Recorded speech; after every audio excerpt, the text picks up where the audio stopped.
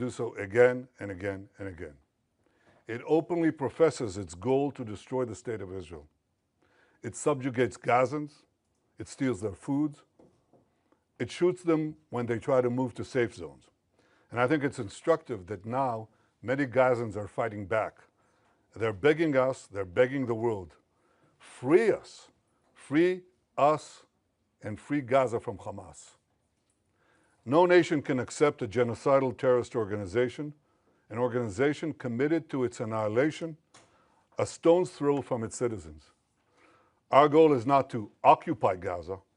Our goal is to free Gaza, free it from Hamas terrorists. The war can end tomorrow if Gaza, or rather if Hamas lays down its arms and releases all the remaining hostages. Gaza will be demilitarized. Israel will have overriding security responsibility. A security zone will be established on Gaza's border with Israel to prevent future terrorist incursions. A civilian administration will be established in Gaza that will seek to live in peace with Israel. That's our plan for the day after Hamas, and let me summarize it. 5 principles for concluding the war. 1, Hamas disarmed. 2nd, all hostages freed. 3rd, Gaza demilitarized. 4th, Israel has overriding security control. And 5, non-Israeli, peaceful civilian administration. By that I mean a civilian administration that doesn't educate its children for terror, doesn't pay terrorists, and doesn't launch terrorist attacks against Israel. That's what we want to see in Gaza. So it's neither Hamas nor the PA. That's our plan. Given Hamas's refusal to lay down its arms, Israel has no choice but to finish the job and complete the defeat of Hamas. Now, we've done a great deal. We have about 70 to 75% of Gaza under Israeli control, military control. But we have 2 remaining strongholds, okay? These are Gaza City and the central camps in the Muasi. That's roughly, it's schematically presented here, but it's fairly accurate. Last Thursday, Israel's Security Cabinet, instructed the IDF to dismantle the 2 remaining Hamas strongholds in Gaza City and the central camps. Contrary to false claims, this is the best way to end the war and the best way to end it speedily. We will do so by first enabling the civilian population to safely leave the combat areas to designated safe zones. In these safe zones, they'll be given ample food, water, and medical care, as we've done before. And again, contrary to false claims, our policy throughout the war has been to prevent a humanitarian crisis, while Hamas's policy has been to create it. Since the beginning of the war, Israel has let in close to 2 million tons of aid. I know of no other army that has enabled such aid to go to the civilian population in enemy territory. Now, if we had a starvation policy, no one in Gaza would have survived after 2 years of war. But our policy has been the exact opposite. We let in, as I said, almost 2 million tons of aid and sent millions of text messages, millions of phone calls to Gazans to get out of harm's way. Yet in the last few months, Hamas has violently looted the aid trucks meant to get to Palestinian civilians. They deliberately created a shortage of supply. And the UN consistently refused, until recently, to distribute the thousands of trucks that we led into Gaza through the Kerem Shalom crossing. So our problems, we've had tons of uncollected food rotting on the Gazan side of the border because the UN was and still is unwilling to deliver all of it. Here are the tons and tons and tons of humanitarian aid that Israel led in to the Gazan side of the Kerem Shalom crossing. It's just sitting there because it's not distributed. So now we're going to go around this obstacle. We are going around it by doing 3 things. 1, can I show this, please? Okay. Designating safe corridors for humanitarian aid distribution. No, that's showing the problem, not showing the solution, but here it is. First, designating rather safe corridors for aid distribution. You can drive trucks there and you'll be safe. Second, increasing the number of safe distribution points managed by the Gazan humanitarian foundations. And 3, airdrops. That's airdrops done by the Israeli Air Force, and we're inviting others to join us. The result has been a humanitarian surge, which we're coordinating with President Trump and his team, and hundreds of trucks have gone in recent days. This is preventing hunger, but it's not prevented the global campaign of lies that we have all witnessed. So in Gaza, despite Hamas's obstacles, 2 million people are now getting access to humanitarian aid. But I'll tell you who isn't. The only ones that are being deliberately starved in Gaza are our hostages. This is Evyatar David. Look at his hand, at his arm. He's being deliberately starved by these Hamas monsters. And look at the Hamas captor. Look at the difference. He's eating, and he's eating well. The purpose of this news conference is to puncture the lies and spread the truth, but that distortion has been propelled around the earth, almost the way that the Jewish people were maligned in the Middle Ages. Every massacre of the Jewish people was preceded by massive vilification. We were said to be spreading vermin to Christian societies. We were said to be poisoning the wells. We were said to slaughter Christian children for their blood. And as these lies spread around the globe, they were followed by horrific massacres, pogroms, displacements, finally culminating in the worst massacre of them all, the Holocaust. Today, the Jewish state is being maligned in a similar way. Everything that I told you could be verified easily, but it hasn't. And the international press has bought hook, line, and sinker Hamas statistics, Hamas claims, Hamas forgeries, and Hamas photographs. For example, these 3 children. The first one is Osama al-Raqub. He is in Italy getting treatment because Israel got him out. That's what he looks like today. He has a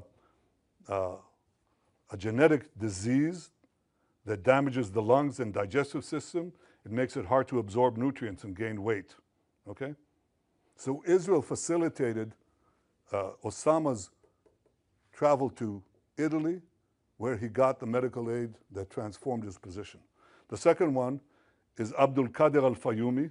He suffers from a genetic neurological disorder, spinal muscular atrophy, a degenerative condition that causes muscle wasting, weakness, and severe weight loss unrelated to nutrition. This was the real cause of his frail appearance, not starvation. In fact, he was treated in Israel in 2018. Doesn't help because it's a congenital disease and it defies most treatment at least. The third one is the most celebrated one. This is a New York Times cover photo. It's on the front page of Muhammad Zakaria Ayub and his mother. Muhammad Zakaria Ayub is suffering from a genetic illness which you're familiar with. It's called cerebral palsy. His mother is well fed and his brother is healthy. I'm looking right now into the possibility of a governmental suit against the New York Times because this is outrageous. Of course, the correction was postage size. I don't know where it was buried. But this is outrageous. These are the 3 most celebrated photos, and they're all fake. It's the kind of malignant lies that were leveled at the Jewish people in the Middle Ages. We won't suffer. We won't allow it to go unchallenged, and this is the purpose of this press conference. I hope that you open your eyes to a simple fact. Hamas lies. Now you can ask me any question you want. Thank you, Prime Minister. Could you give us, please, a timeline when you expect to conclude the new expansion of the new offensive? And if you can give us a few more details about how you're going to provide about this humanitarian surge and how GHF is going to be involved in this. Thank you. Well, the timeline that we set for the action is fairly quickly. I mean, we want to, first of all, enable safe zones to be established, facilities to be brought to, so the civilian population in Gaza City can move out, as they moved out in Rafah, by the way. You remember in Rafah? There were 1.4 million people. People said they can't, they have nowhere to go and they're not going to move out. It took us, I think, about 8 days or 6 days to move them, and they all moved. There were practically no civilian casualties because they all left. And they went to the Moasi area that I showed you before on the map. We think we can achieve a similar result that safeguards the civilian population, at the same time enables us to go at the last stronghold, the most important stronghold of Hamas, which we haven't done so up to the war. I mean, we've been there, but we haven't taken it as a goal to dismantle the Hamas stronghold there. We do now. I don't want to talk about exact timetables, but we're talking in terms of fairly short timetable, because we want to bring the war to an end. This is how we bring the war to an end. As far as the surge is concerned, we're talking to the U.S. about additional measures, but we haven't waited.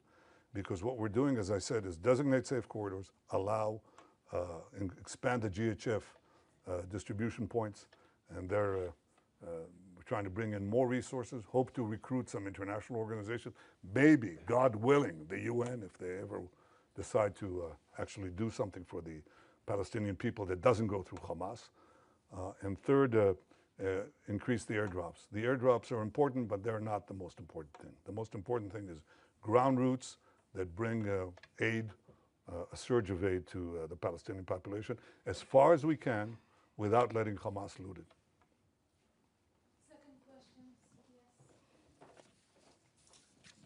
Prime Minister, 2 questions. Firstly, why is Israel not allowing foreign journalists into Gaza to report independently? And secondly, President Trump has said there is real starvation in Gaza. Do you disagree?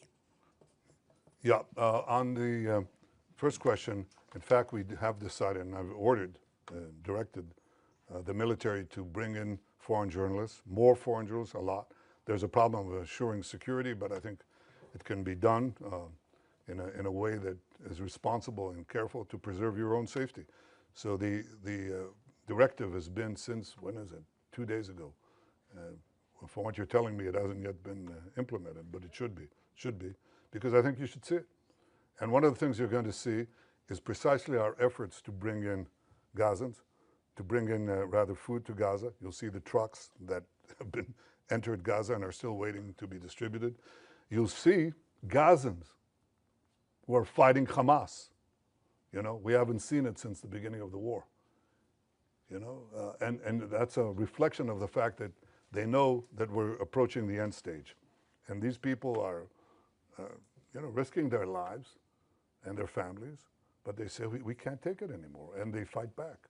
And the other thing you'll see is physical destruction. And the physical destruction is not because Israel is destroying structures with people in there. That's not what's happening. Israel, in fact, is clearing the population, as in Rafah. But the Hamas terrorists who may stay in those areas booby-trap just about every single building. Not every single building, but a lot of them. And every road, and every street, and every junction, every intersection. So one of the things that we do is we place basically old APC, armored personnel carriers, with tons of explosives, and we detonate them, and they set off all the booby traps. That's why you see the destruction.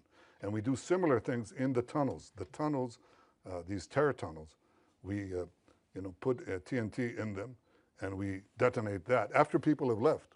But they're under buildings, so the buildings collapse. That's why you see destruction. You see destruction not because we go after civilian populated areas, but in fact areas that have been cleared of civilians and are still rife with terrorists. And that's how we've been able to reduce actually the civilian casualties and increase, of course, the terrorist casualties.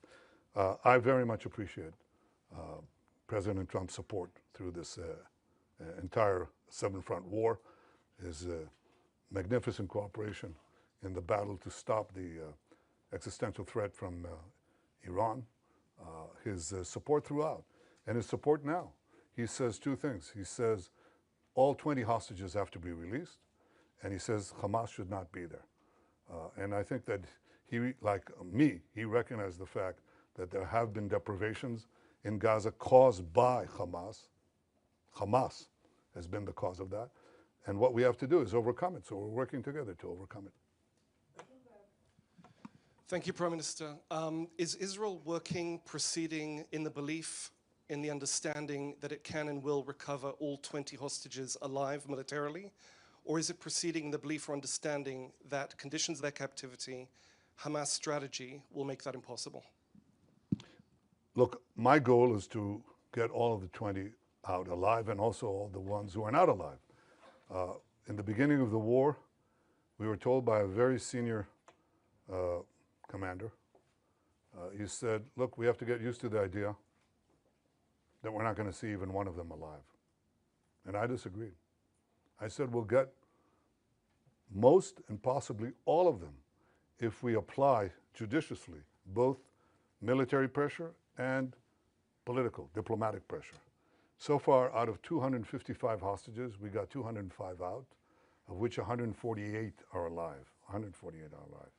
We have 20 living ones left in Hamas captivity, and 30 who are not alive, as I said before. If we don't do anything, we're not going to get them out. The option of just doing a war of attrition from defensive positions has not proved itself, and I think it will just, it won't get them out, but I think it will draw us into a protracted conflict that doesn't bring the war to an end. The move that I'm talking about, I think, has the possibility of getting them out. We're talking about how to, I don't want to go into details, but how to get the remaining hostages alive as we close in on Hamas. And there are various ways that I think, creative ways that this can be done, but again, I won't go into that now. Thank you, Prime Minister. 2 questions, please. You've just shown the horrific photo of Eviatar David, who's kept hostage in Gaza. We know that the hostages' days are numbered. So how will prolonging the war bring them home? And second question, you stated that Gaza would be passed to civilian governance that is not Hamas and not the Palestinian Authority. Can you specifically identify who this civilian governance would be? Do you have any concrete entities or individuals in mind? And is there a timeline for establishing this administration?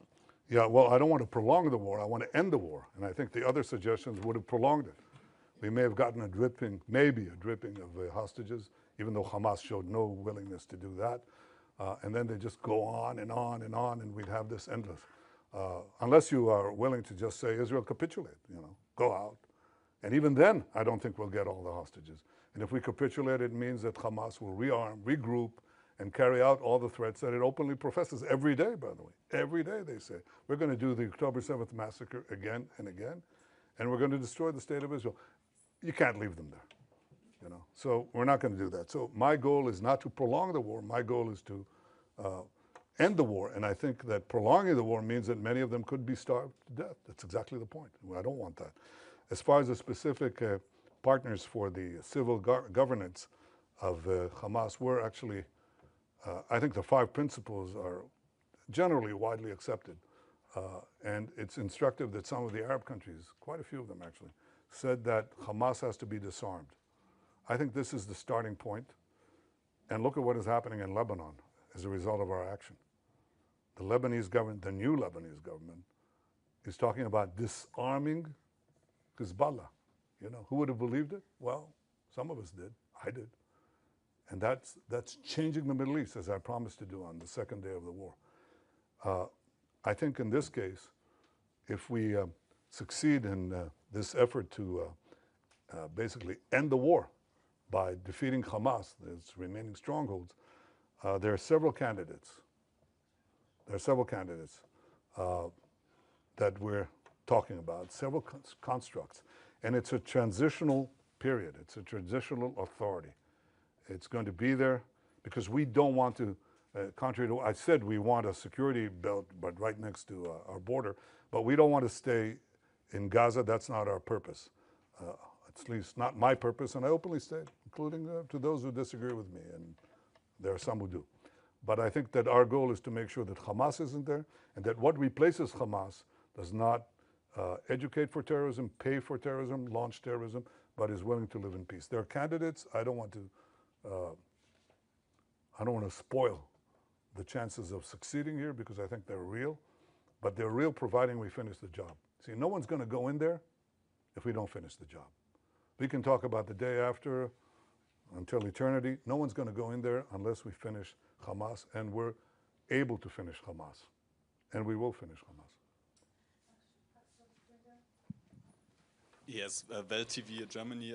Thank you, Mr. Prime Minister. So the German Chancellor has once again defended his decision not to send weapons to Israel, which can be used in Gaza. He said a friendship can and must withstand that. From your perspective, what has changed in this relationship? Look, I respect Friedrich Merz.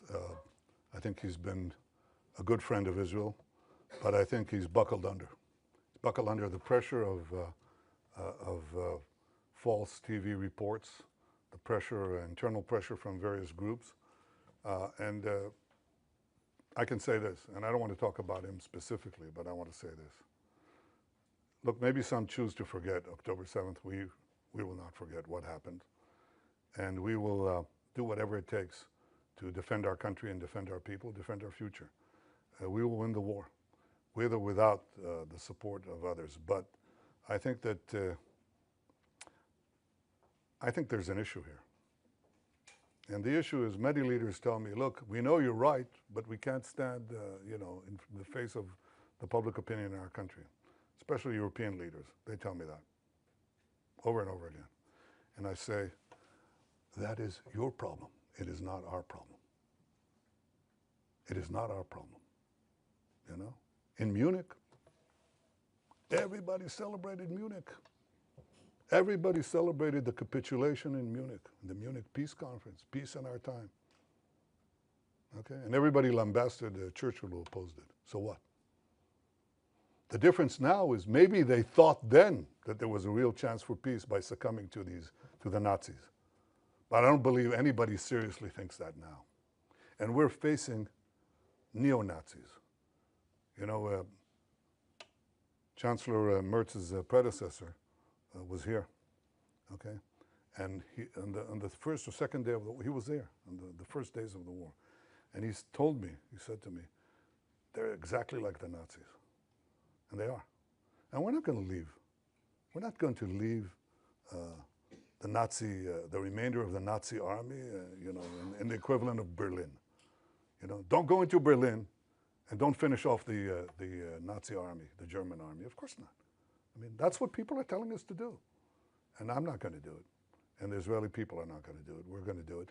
And we have enough criticism within, but the majority of the people, if you really check it, the majority of the people say, that's a result we can't afford if we want to live here. So we're going to do what we need to do. And I hope that Chancellor Merz changes his policy. And you know when he'll change his policy, for sure? When we win.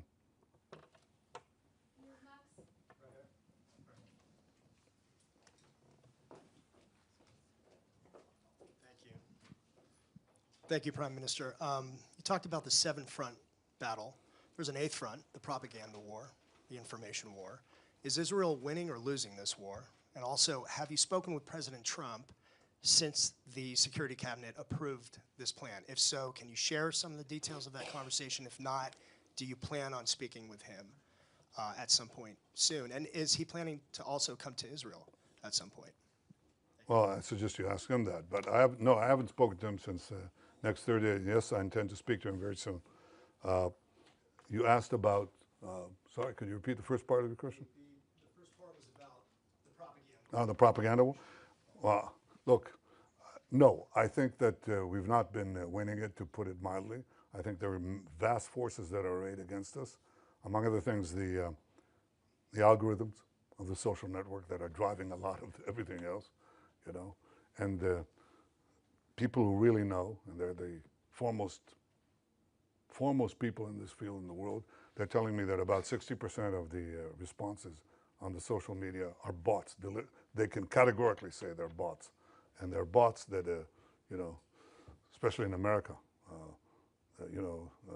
they want to attack the support that Israel has from the Republican side. So they describe how, themselves as homespun Southerners, except they're riding from Asia somewhere, That's a big issue. We have to contend with it.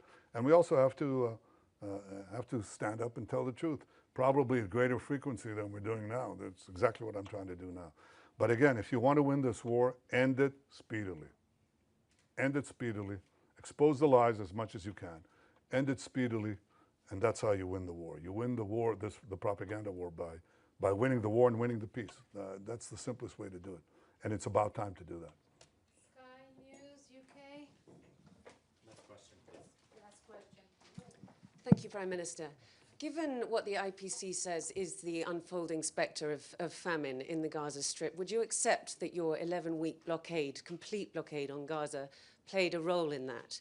And also, given the killings that we have seen at the GHF aid sites, how will you guarantee that that kind of disaster will not happen when you have 1 million more people displaced? Thank you. Well, number one, the problem that we had was trying to stop Hamas looting. There's no question there was Hamas looting. Everybody saw it. You could see it. Hamas terrorists taking over trucks and so on. We tried to do two things simultaneously. Stop the trucks and bring in the trucks through the GHF distribution points. Okay. It wasn't successful. And it wasn't successful, among other things, because Hamas interdicted also the GHF program, the distribution point. So Hamas created this problem, and it was directed against us. Immediately, we have a starvation policy, which is completely false, any more than we have a genocide policy, which is equally false. We don't. Not this, not that. I don't know of a country that texts millions of messages to civilians to get out of harm's way, giving up the element of surprise, or calling them individually on cell phones, yet Israel is accused of genocide. It's absurd. Or starvation policy. But there was a problem of deprivation, no question about it. And so we had to solve it, and the way we solve it is the way I described it to you.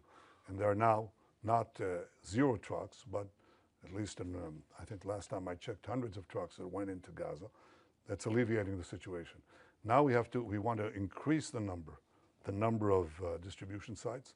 So there's not, basically you answer this problem, or you solve this problem by the law of supply and demand. If you have a lot of supply, if you flood Gaza with food, which some of it will be pilfered, there's no way to get around that, will be looted by Hamas, but you'll have, if enough food reaches the marketplace, so to speak, then you'll see a difference. And you know what the difference is? How do we know for sure there's a difference? Because we monitor, as any one of you could, the price of food in Gaza. It's plummeted. It's plummeted ever since that we decided to take to do the humanitarian surge. And it'll plummet more if other countries join us. So I called on other countries to join in the airdrops. I actually called them to help persuade the UN to move those trucks, because every truck that goes in brings down the price of food. That's what happens.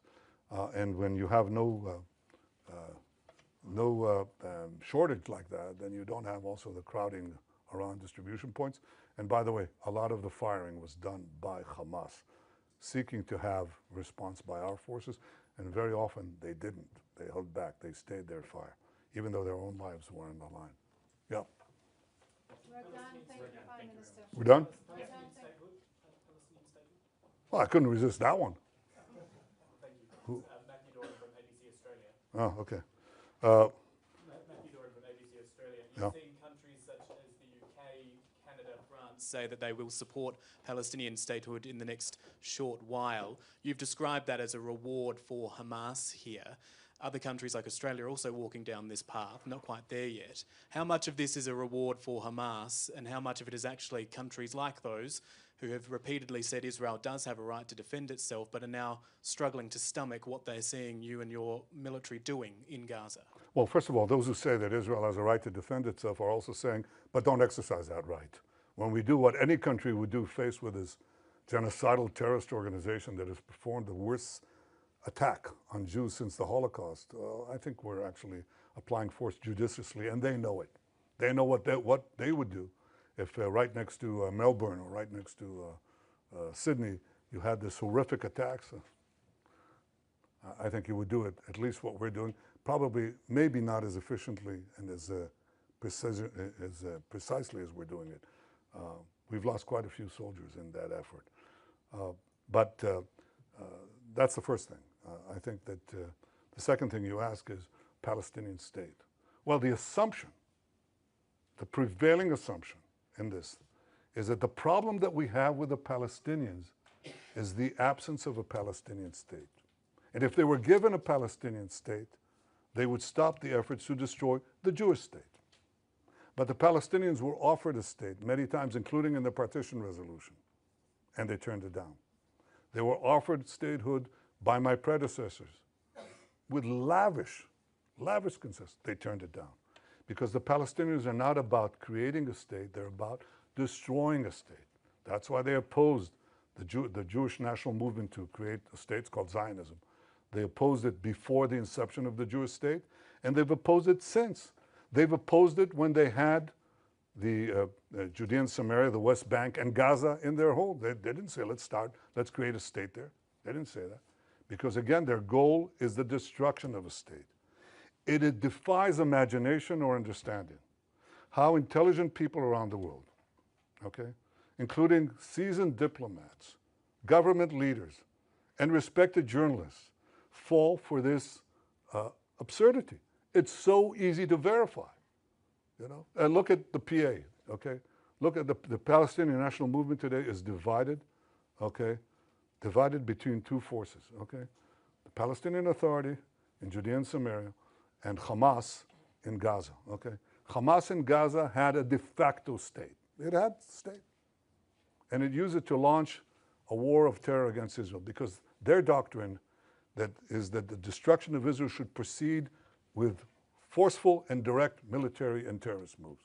That's what they did on October 7th. And that's what they'll do again if we don't destroy them. The Palestinian Authority, on the other hand, says no. First, Israel has to be reduced to indefensible boundaries. You've got to get them out with the ICC, with the UN, with the Security Council resolutions, drive them to indefensible boundaries, and then deliver the blow, because Israel is too strong in its present configuration. These discussions are open, they're held. Anybody, you don't need Israeli intel for it, believe me, okay? You can just scour the web, you'll find it, okay? So they have no difference about the goal. That's why the Palestinian children in Judea and Samaria and the Palestinian children, that is the Palestinian children under the PA and the Palestinian children under Hamas, are educated with exactly the same textbooks. That's why the PA calls its public squares against mass killers of Jews. That's why they have pay for slay. The more Jews you murder, the more you get paid, or your family gets paid. I mean, so that's the crux of the problem. The real reason that this conflict persists is not because of the absence of a Palestinian state, but the persistent Palestinian refusal to recognize a Jewish state in any boundary, okay? Now, when you give them a Palestinian state, when they haven't abandoned the goal of destroying the Jewish state, all you're doing is you're bringing the next war closer. Again, Hamas had a state. You just brought the war closer. And if you did the same thing in Judea and Samaria, right above Tel Aviv, enveloping Jerusalem, some say cutting Jerusalem into two, that's all that's going to happen. You're going to have the radicals again take it over, Iran take it over, and start a state from improved boundaries, start a war with improved boundaries. That's not going to happen. I think the solution to this problem is that the Palestinians should have all the powers to govern themselves in the places where they live and none of the powers to threaten Israel. They should obviously reform their whole education system. They should reform their whole historical outlook and say, all right, you know, we accept that Israel is here to stay, not as a fact, as a physical or geographic fact, but as a fact of historical equity. You know, if they want to live here next to us, they have to stop seeking our destruction. And to give them an independent state with all the trimmings, okay, is to invite a future war and a certain war. And that's something that today the Israeli public forcefully opposes. Before the war, by the way, it was about, you know, two-thirds in the overall population, probably 60-40, or even more, sorry, against in the Jewish population. But now it's changed more dramatically. I mean, we had a vote in the Knesset a few months ago about the possibility of, you know, having a Palestinian state, and the result was 99-9. 99-9. And that covers a very broad spectrum. And today, most of the Jewish public is against the Palestinian state for the simple reason that they know it won't bring peace, it'll bring war. To have European countries and Australia march into that, rabbit hole, just like that, fall right into it, and buy this canard is disappointing. And I think it's actually shameful, but it's not going to change our position. Again, we will not commit national suicide to get a good op-ed for 2 minutes. We won't do that. Thank you. Thank you very much.